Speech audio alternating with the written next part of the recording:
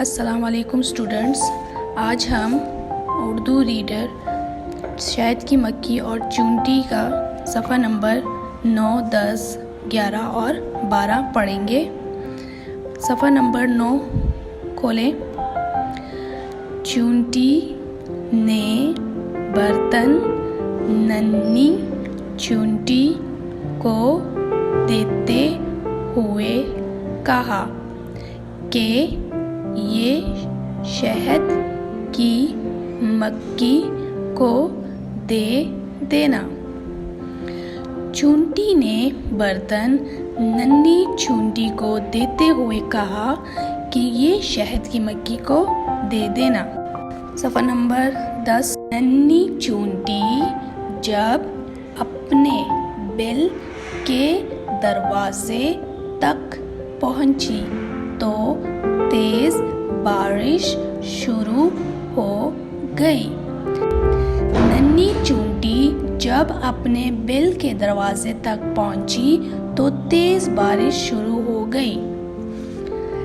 اتنی تیز بارش میں ننھی چونٹی کے لیے باہر جانا بہت مشکل تھا۔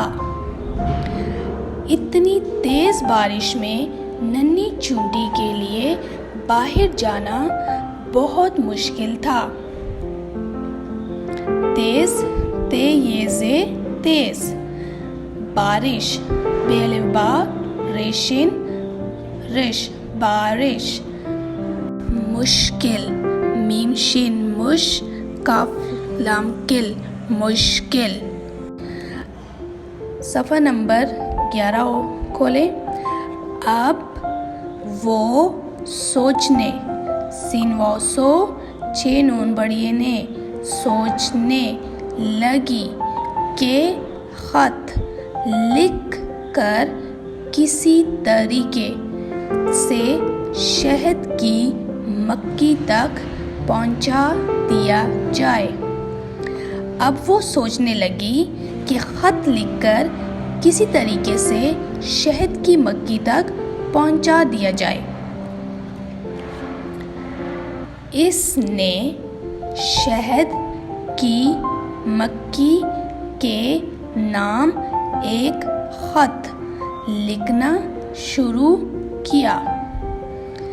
اس نے شہد کی مکھی کے نام ایک خط لکھنا شروع کیا۔ صفحہ نمبر 12۔ اس وقت ایک ٹڈی غار کے قریب سے گزر رہی تھی۔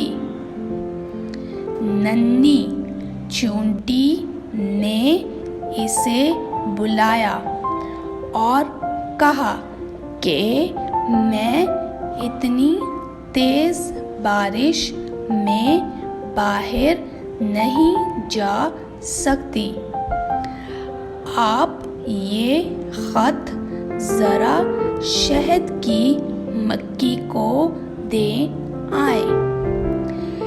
اس وقت ایک ٹڈی غار کے قریب سے گزر رہی تھی۔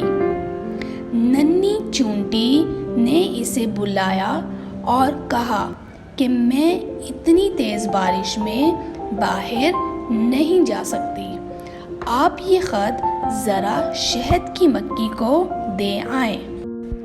اپنا خیال رکھیے گا۔ اللہ حافظ۔